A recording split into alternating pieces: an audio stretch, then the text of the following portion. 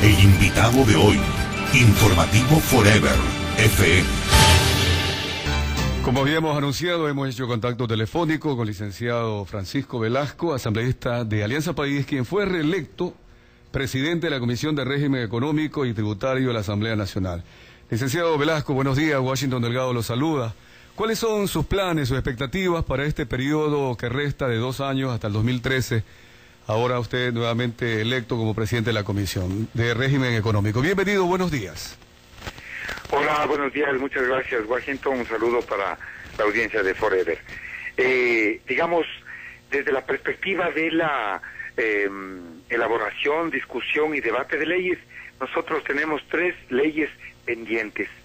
Tenemos una ley que tiene que ver con el marco jurídico y regulatorio a las instituciones, compañías y empresas de seguros y reaseguros.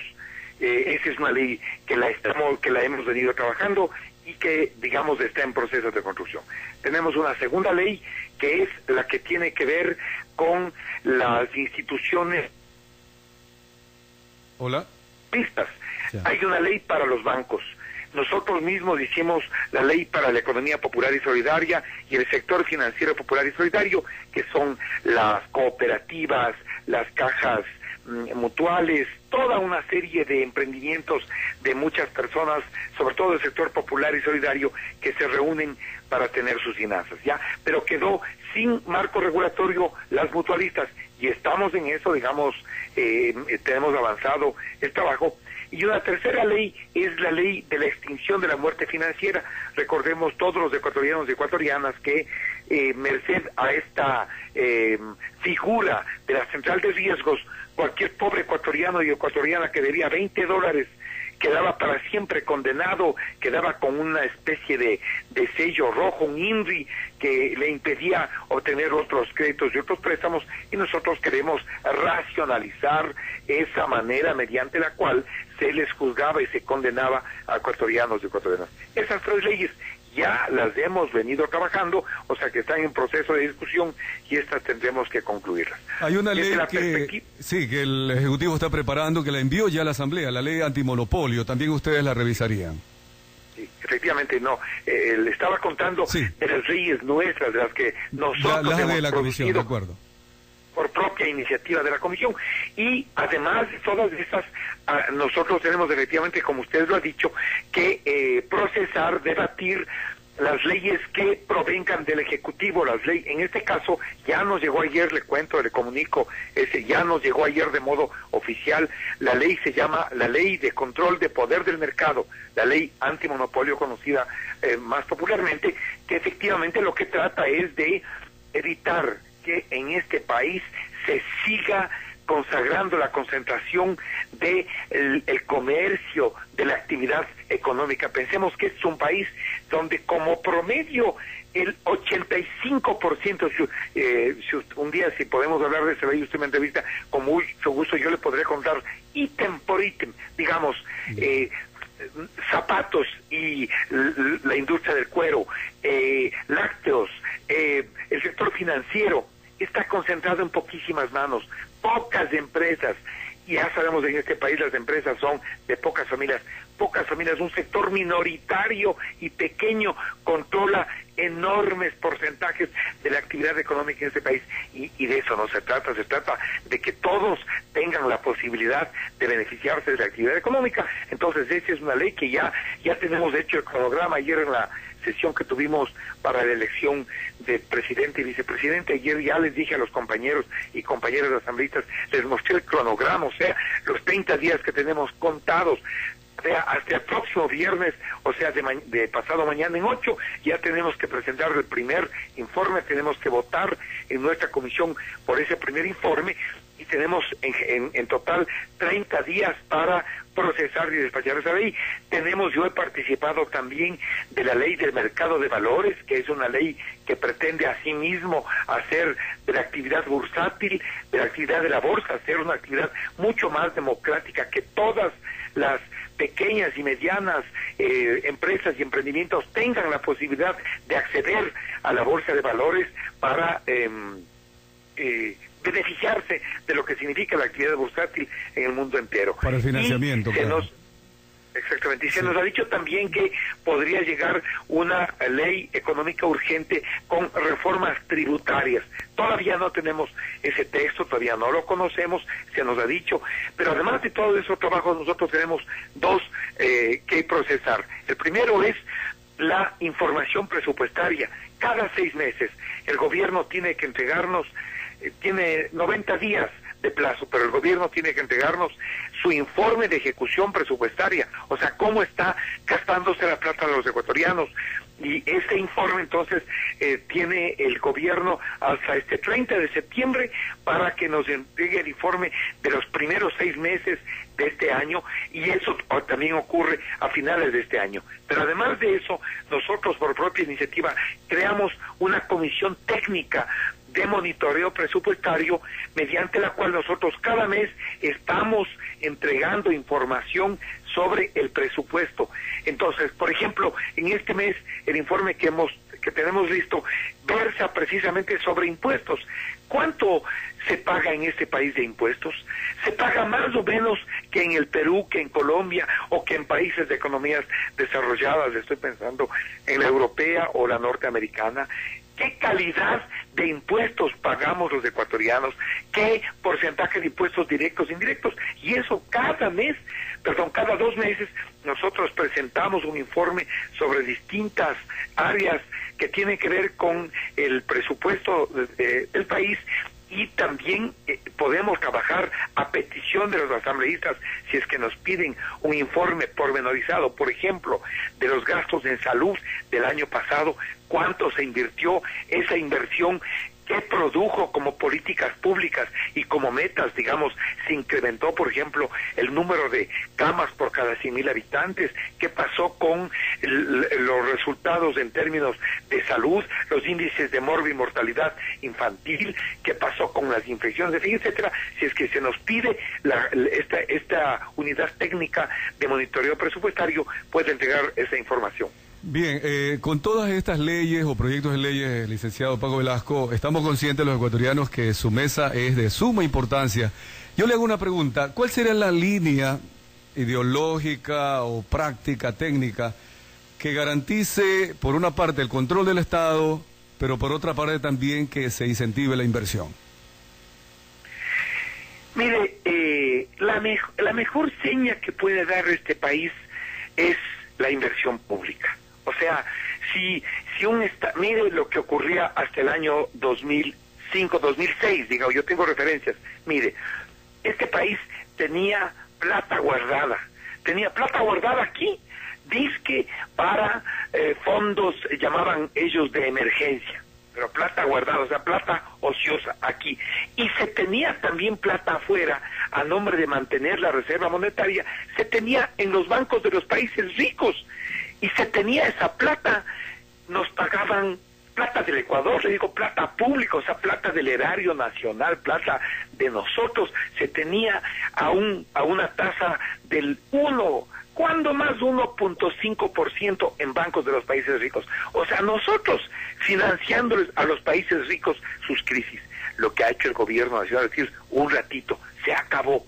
Nada de guardar la plata, no, la plata tiene que servir precisamente para lo que usted ha dicho, para promover y estimular la producción en este país, para que esa plata que antes estaba guardada aquí en el Ecuador o en bancos extranjeros se destine, por ejemplo, a la construcción de carreteras, por ejemplo, a la construcción de las centrales hidroeléctricas como Coca-Cola Sinclair, como el proyecto Sopladora, para la construcción de la refinería de combustibles que permita que este país ya no dependa de la gasolina importada, de los componentes para la gasolina importada, sino que sea un país que se autoabastezca.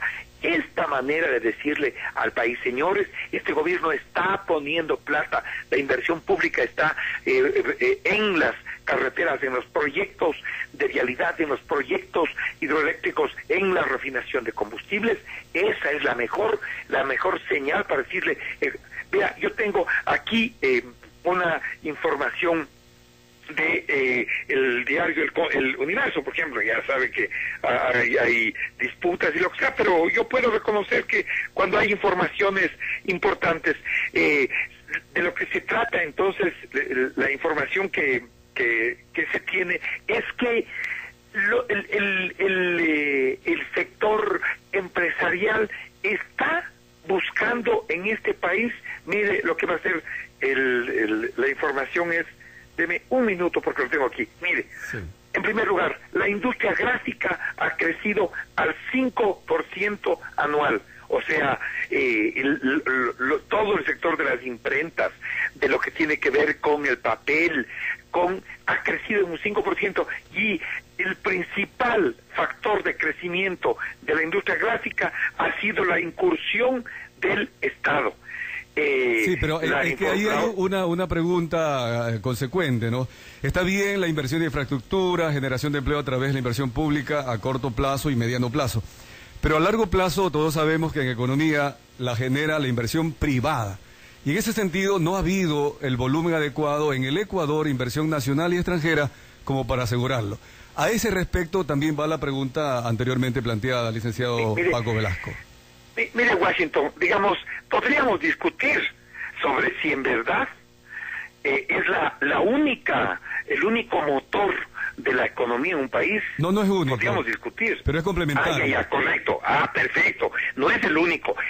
Entonces, yo coincido con usted, Washington, en que efectivamente debe ser dos motores aliados y trabajando en complementariedad. El motor de la inversión privada y el motor de la inversión pública tienen que trabajar juntos. Pero mire usted, los empresarios buscan bajar las importaciones. Información del diario El Comercio. ¿Qué es lo que está diciendo? Que los empresarios ecuatorianos van a buscar, en vez de importar las cosas, sus materiales o materias primas de fuera, mejor buscar en el país, o sea, que se nutra, que se provea de materia prima, de materiales en el propio país para estimular. Eso me parece a mí que es un cambio de comportamiento. Creo que el Ecuador, por ejemplo, cuando el presidente Correa, con las salvaguardias arancelarias, decidió impedir que los chinos, para ponerle de manera, como dice el pueblo, ¿no?, para que los chinos tengan ese montón de importaciones que antes, digamos, rompían al productor ecuatoriano, el presidente Correa prohibió eso, y la industria del cuero, la industria textil se vio beneficiada por esta medida tomada por el presidente Correa, que lo que busca es precisamente que la economía ecuatoriana se vea fortalecida. Entonces, yo creo que se están haciendo esfuerzos si usted ve. Usted me dice que si usted ve las ganancias del sector financiero, por ejemplo, el año anterior, las ganancias del sector financiero en el año anterior superaron a las del presidente. O sea, los bancos ganaron más. Entonces, ¿cómo ganaron más? Porque movieron más dinero en este país. Entonces, yo con esto quiero decir que puede construirse unas realidades falsas cuando se dice el empresario ecuatoriano no invierte, desinvierte. No es así. Le estoy mostrando dos ejemplos de ahorita, de la pero prensa. Es que ahí habla usted de utilidades de la industria, del sector ya establecido. La pregunta está orientada hacia nuevos sectores, nuevas inversiones que genere precisamente empleo. Y no hemos logrado superar los 200 millones anuales, cuando Perú y Colombia han superado los 5.000, 7.000, 8.000, 9.000 millones de dólares. Era esa la intención. Ahora, para pasar un poquito al antecedente de lo que sucedió ayer, licenciado Paco Velasco, y usted como miembro de Alianza País, ¿cuáles fueron las razones por las que la oposición votó ahora en conjunto con Alianza País para las dignidades de las comisiones? Usted, por ejemplo, fue apoyado para ser presidente nuevamente por la asambleísta Diana Alvarado, alterna de Luis Noboa del PRIAN. ¿Cómo explica ese apoyo, licenciado Paco Velasco? Digamos, yo entiendo que, y siempre lo he dicho, en mi propia comisión, los asambleístas de oposición han tenido una interlocución política válida. Y no tengo ningún, o sea, no le digo las elecciones de ahora, sino en general, con la Asamblea de Luis Noboa tenemos un montón de diferencias, Pero también con el asambleísta Noboa tenemos un montón de coincidencias, porque creo que actuamos con sensatez. Entonces, digamos, en la votación, en la expresión del voto de asambleístas de otras fuerzas políticas que han votado por dignidades, creo que es como darle un sentido.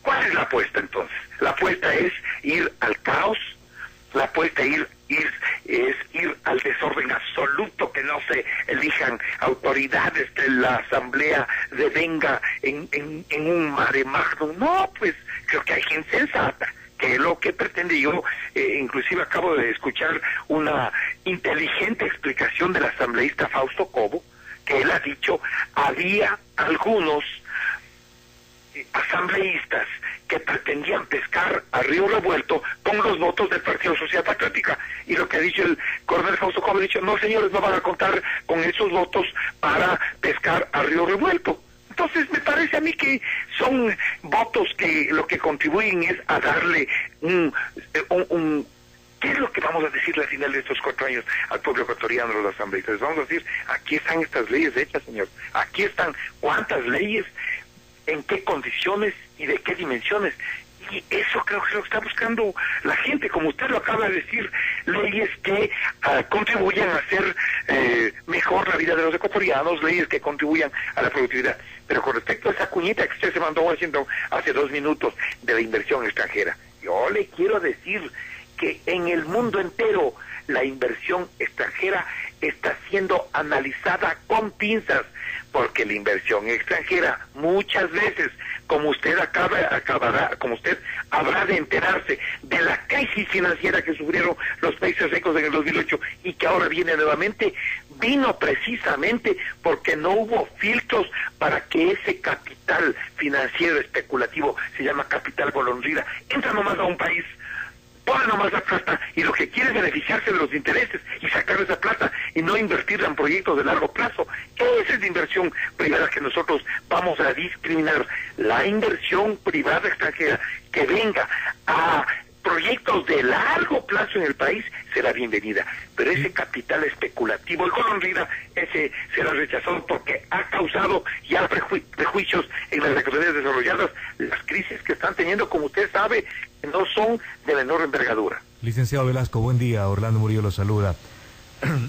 En realidad es importante escuchar la aclaración respecto a la designación de las principales autoridades en cada comisión, porque queda en sus manos la responsabilidad histórica del tratamiento de los proyectos de ley importantes para el país. Y entre ellos, el que usted estaba analizando al comienzo de esta entrevista, la ley antimonopolio, ley orgánica de control del poder del mercado. Yo tengo 2 inquietudes respecto de lo que conozco del tema, porque se le está entregando mucho poder al Ejecutivo. Por ejemplo, la potestad de determinar los ámbitos de competencia, si es necesario o no, la atribución que podría ser utilizada por los gobiernos para proteger la competencia de los monopolios públicos actuales o futuros, y a las industrias o empresas privadas específicas, que grabaría con el problema del rentismo. Allí los actores económicos mediocres, públicos o privados, sobrevivirían mediante la obtención de privilegios regulatorios por parte de la autoridad de turno. Y además en el proyecto de ley se considera como uno de los lineamientos principales la libertad de empresa y la libre concurrencia de los operadores económicos del mercado, pero en cambio en su transitoria se excluye a banqueros y propietarios, lo que limita en la práctica la libre competencia de estas industrias. A ver, vamos por partes. Me parece bien inteligente su pregunta, me parece acertada. A ver, vamos por partes. A ver, número 1, verá. El Ecuador y el Paraguay son los únicos países que no tienen una ley de este tipo, ¿verdad? Eso es tremendo, o sea, y uno dice, ¿y por qué no tiene el Ecuador una ley que permita controlarla al mercado, que permita, digamos, construir una competencia, una competencia leal y no una competencia? ¿Por qué es? Porque no ha habido intentos. No, sí ha habido intentos. ¿Sabe cuántos intentos en este país ha habido para hacer una ley antimonopolio? 6 intentos. Y todos esos intentos han acabado en el subterráneo del olvido. El último intento ocurrió en el gobierno demócrata popular de Gustavo Noboa y su vicepresidente Pedro Pinto. ahí que ya estaba lista la ley, ya hasta le votaron los congresistas, y allá en Palacio dijeron no, ¿para qué? Uno dice, ¿por qué? ¿Quiénes fueron los interesados en que una ley que promueva la competencia leal no haya sido aprobada? Los propios grupos monopólicos que se benefician de esta. Mire usted un ejemplo absolutamente claro para saber qué es lo que tiene que hacer el Estado, y usted me dice, a ver, mire usted, un productor lechero, por ejemplo, va a dejar su leche en una gran cadena comercial, ¿no? Entonces, le dice esa cadena comercial, un ratito le dice, verá, lo primero es que usted me deja ahora el producto, pero yo le pago en 90 días. Vea, piense usted con los productores de este país, con gente que necesita, digamos, si es que yo vendo mi litro de leche, bueno, lo que quiero es que le paguen ese, no, dice esa cadena, esto es el sector comercial, que puede estar incurriendo en prácticas monopólicas. Le digo puede, no estoy acusando, puede. Le estoy contando el caso concreto.